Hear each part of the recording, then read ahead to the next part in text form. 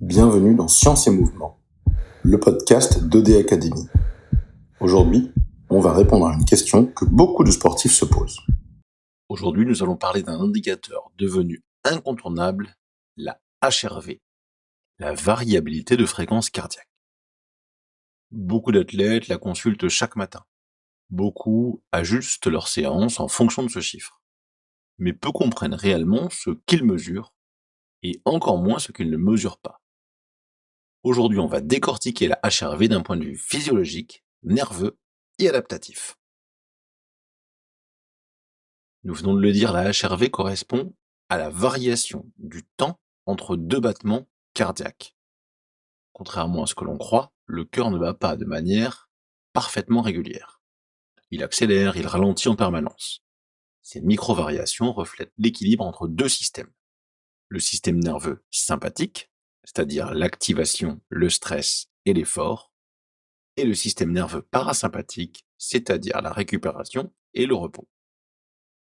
Une HRV élevée traduit généralement une bonne capacité d'adaptation, une dominance parasympathique et une récupération efficace. Une HRV basse peut traduire un stress aigu, une fatigue accumulée et une activation sympathique importante.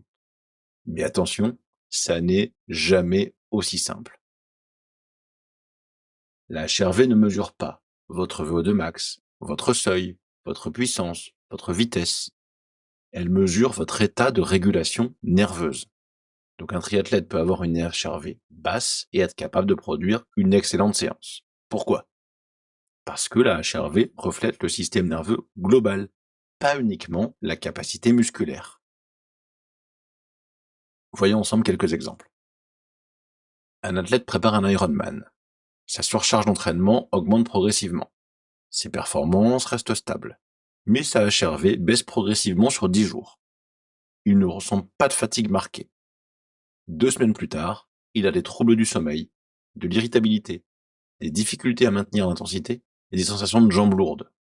En fait, la HRV avait anticipé la dérégulation.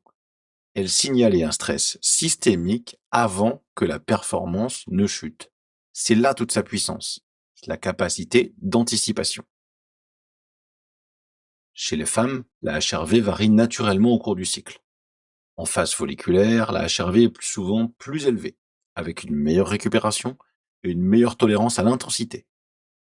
En phase lutéale, la HRV est souvent plus basse, une température corporelle plus élevée et une activation sympathique légèrement augmentée. Cela ne signifie pas que l'athlète est en surentraînement, cela signifie que son système nerveux est influencé par les hormones.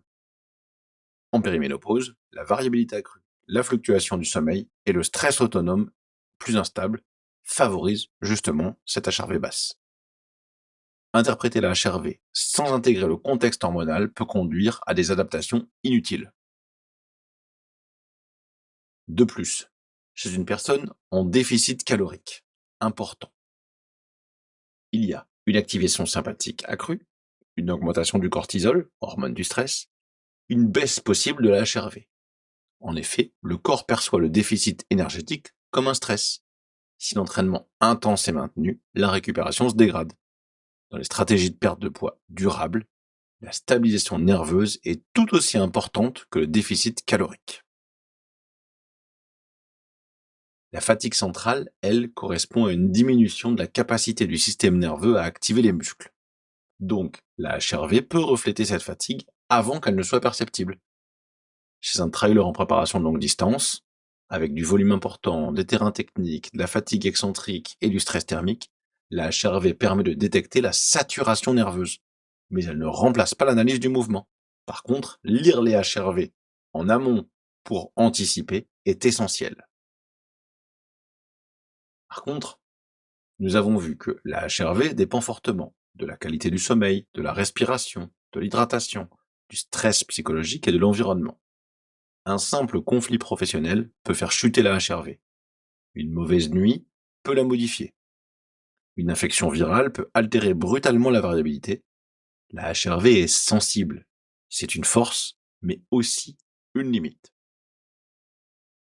Ainsi, la HRV doit être analysée sur des tendances, plusieurs jours, en lien avec le ressenti et en lien avec la charge mécanique. Un chiffre isolé n'a aucune valeur. Une tendance descendante persistante associée à une fatigue croissante, oui par contre. Chez OD Academy, nous croisons la HRV avec la charge d'entraînement, les seuils ventilatoires, la qualité du geste, le ressenti. Ainsi, l'intelligence vient du croisement des données. Le surentraînement n'est pas une simple fatigue musculaire, c'est une dérégulation du système nerveux autonome. Et la HRV peut être justement cet indicateur précoce. Mais le surentraînement réel implique, lui, un trouble du sommeil, une altération de l'humeur, une baisse de motivation et une baisse de performance. La donnée seule ne suffit pas. Ainsi, la HRV ne doit pas vous contrôler, elle doit vous informer. Si votre HRV est basse, posez-vous les bonnes questions. Ai-je bien dormi? Suis-je stressé? Ai-je augmenté la charge? Suis-je en phase hormonale particulière? La récupération est active, elle se construit. Ainsi, la HRV est un outil extraordinaire pour comprendre la régulation nerveuse, mais elle ne remplace ni l'analyse, ni l'expertise, ni le terrain. Comprendre la HRV, c'est comprendre que la performance ne dépend pas uniquement du muscle, elle dépend du système nerveux. Au prochain épisode, nous parlerons de la charge cette fois-ci d'entraînement, la charge aiguë, la charge chronique, et comment éviter la blessure. Parce que progresser, ce n'est pas s'épuiser, c'est s'adapter. Bienvenue dans Science et Mouvement, le podcast d'OD Academy.